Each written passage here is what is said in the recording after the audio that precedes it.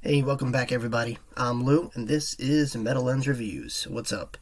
If this happens to be your first time here, you're checking out my channel, and you like what you see, well then please, do me that favor of like, comment, subscribe. As I mentioned before, it really helps me grow the channel, spread it to the masses, and of course motivates me to provide you guys with more content. Alright, so what are we doing here? No video reaction, but we're going to do a movie review instead. Not just any movie. I've been on the hunt recently for a serious horror film. Now, there's been a lot of comedic horror films with comedic elements, a comedy with horror elements, or movies that try too hard. And, it's been kind of driving me crazy. But I finally found one, and I think you guys are going to like it. It's not new. It came out in 2018, I believe. Let me pull it up real quick, because I have it here. 2018. And it's called The House That Jack Built. Now, I saw this. It just kind of popped up on Shudder. So if you own AMC Plus, you own the Shudder network. And Shudder's like, horror galore. If you're into horror films, documentaries, whatever, Shudder, has your fix. And I stumbled upon this film. I watched the trailer. It was 2 hours long, and I normally do these videos at night. So by the time I'm done this, it's like 3 o'clock in the morning, and I'm lucky if I could squeeze in a film, but not a 2-hour film. So I made time. I watched it, and I was like, yes, where have you been my whole life? All right, so recap real quick. So this is, it's a serious horror film for sure. It definitely has its moments here and there. It's directed by Lars, what's his name? Lars von Trier, Danish filmmaker. And the only other film I've seen from that guy was a movie called Antichrist with Willem Dafoe. And let me tell you, that is a crazy, crazy movie. It's like not your typical Antichrist kind of film. It's tragic in some things, but there's a build-up. So it's very artsy. So for this movie called The House That Jack Built, imagine American Psycho. And it was directed by Ari Aster, the director from the director who did Hereditary, but more with an artistic approach, an art film. That's basically it, pretty much. But this one goes a little step further. So this director, Lars, he's very controversial. I've heard, situations where people have got up and left, viewing a movie of his, whatever's on screen's like so offensive they can't take it. You hear this sometimes with a few modern movies, Terrifier being an example. Now, is this movie gory? It has its moments. Is it the most gory movie or violent movie I've seen? I would have to go to probably Terrifier 1 and 2. And where the sadness is a list of movies that are pretty direct, violent, in your face. But this movie has it strategically planned it out. Is it a slow burn? Well, it's a 2-hour long movie, but it definitely moves. There's always something on screen that's interesting and, kind of catches your attention. It doesn't have that, where Hereditary was, to me, a slow burn, but it just kept you engaged most of the time. And Midsummer for that. But the impact towards the end is what really got you, It's like when you leave the theater, you're still thinking about the film. This one, oh man, it's a very candid way to portray the mind of a serial killer. So, the movie, The House That Jack Built, right? So basically it's a serial killer, and when we get introduced to him, he tells his story pretty much. Now, I thought in the background there's like a voiceover pretty much, and I thought this is him either, telling his story. He's arrested at this point, or he's about to be executed, and he's telling his story to a therapist maybe, or a priest, because there's like a voiceover through this entire film.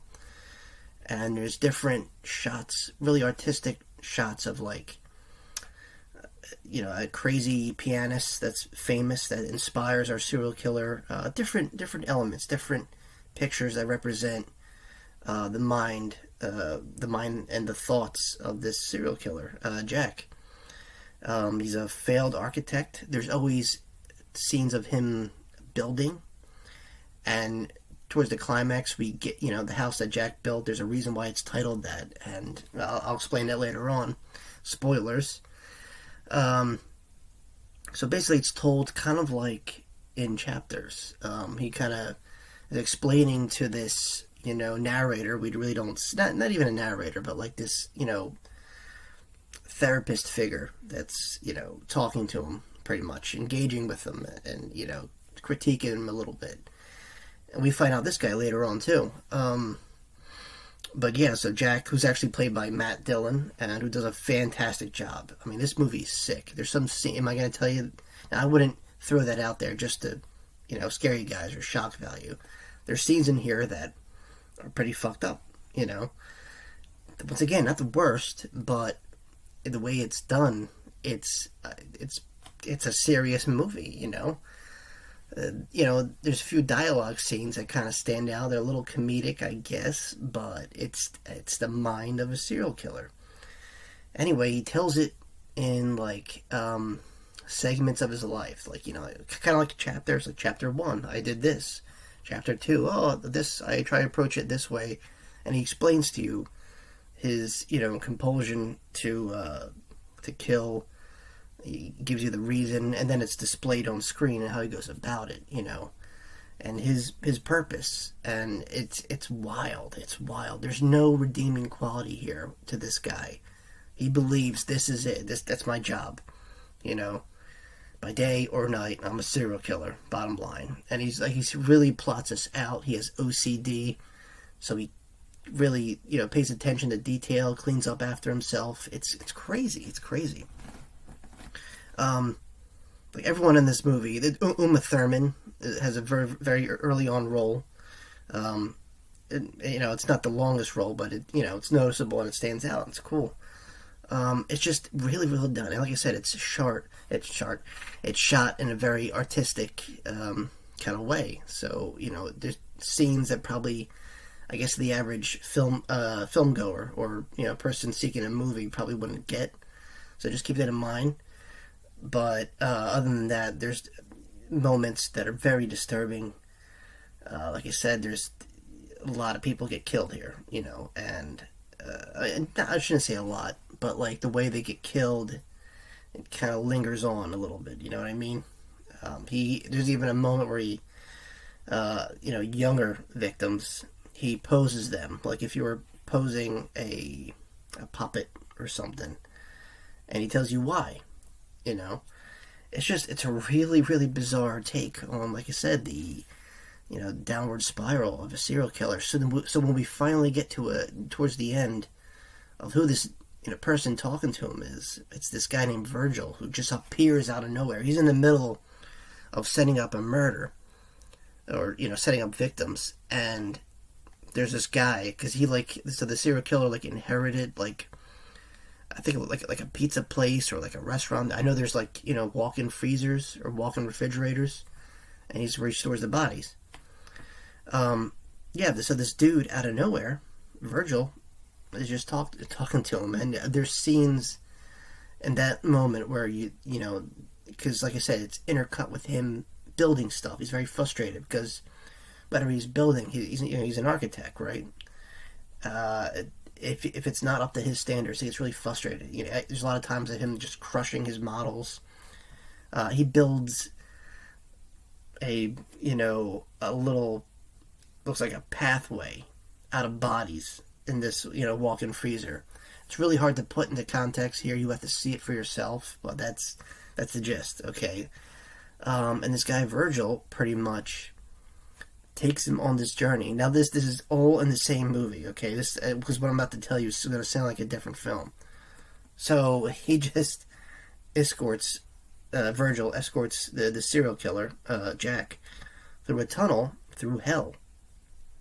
Okay, I wasn't quite clear. I mean, it took me like 2 seconds to figure out. I was like, oh, okay, this guy is like a demon, or one of Satan's right-hand mans or whatever, and took an interest into Jack and is taking him through hell pretty much. I mean, there was no moment where it led me to believe that Jack died at this point,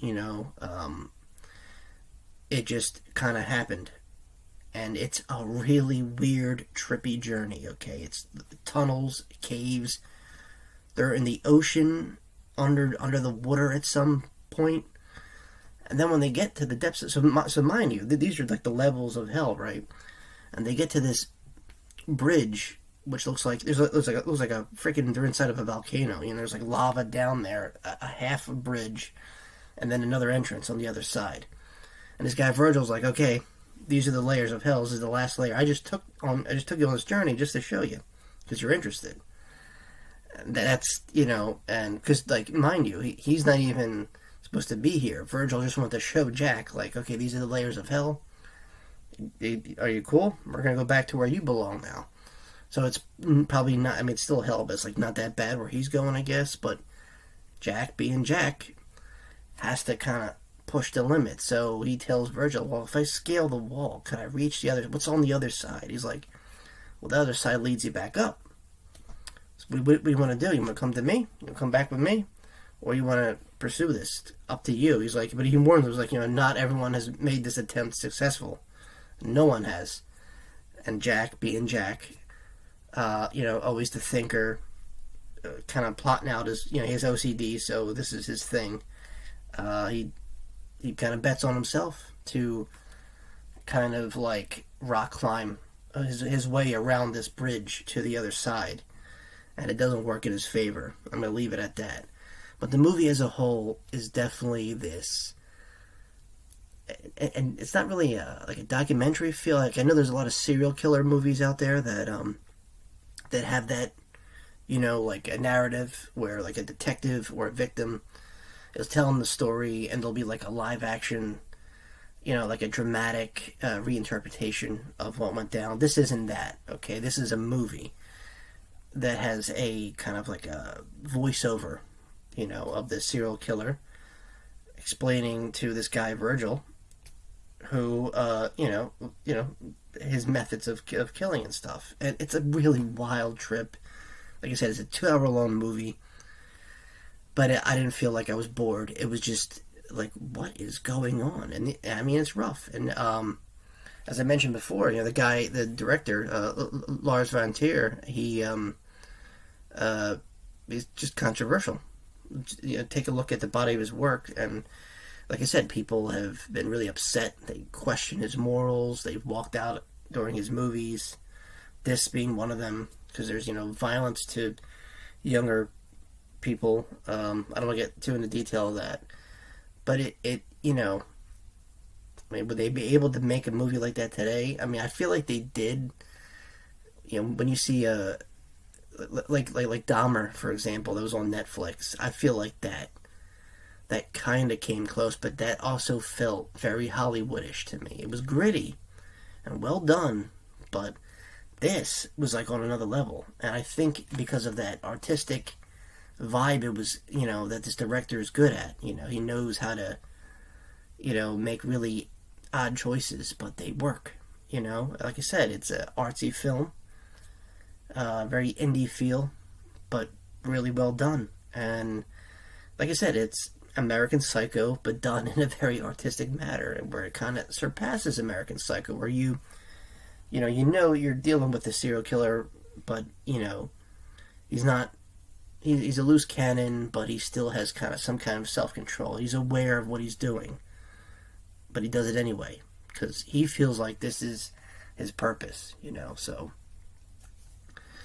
I think that's pretty much it in a nutshell. I definitely recommend it.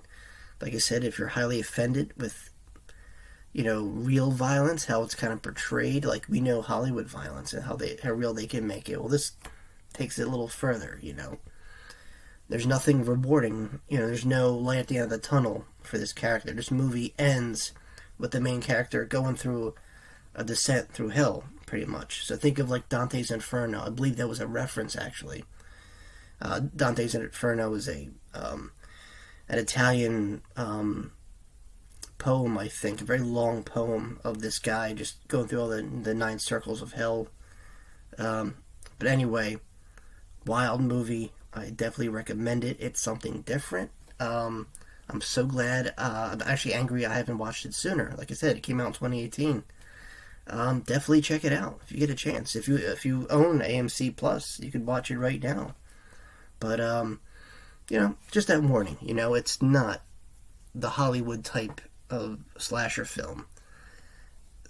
There's a lot of dialogue, a lot of exposition, and just explaining things. But there's also violence, and it's mean spirited. But at the same time, you look into the life of this serial killer, and he's completely fine with it. He knows, he's aware. He's not a lunatic. Well, we would consider him a lunatic, but he thinks he's an artist. Alright, guys. That's really all I gotta say. Like I said, I recommend it for horror fans looking for something a little different. If you like that artsy, independent kind of feel, this would be your kind of film. Like I said, once again, the warning. There's some stuff in here that's a little fucked up, but in today's media, I mean, hey, anything goes. And this was in 2018, so that says a lot. Yeah, definitely check it out when you get a chance. It's something different. Like I said, it's 2 hours long, so you got a whole lot of film to unravel. And yeah, it's a wild ride. Definitely check it out. Matt Dillon does a great job. There you go. The House That Jack Built from Lars von Trier. See it. Alright, guys. Well, look, if you made it this far in the video, thanks for watching. If you haven't already, please like, comment, subscribe. And as always, my friends, I will see you all very, very soon. Peace.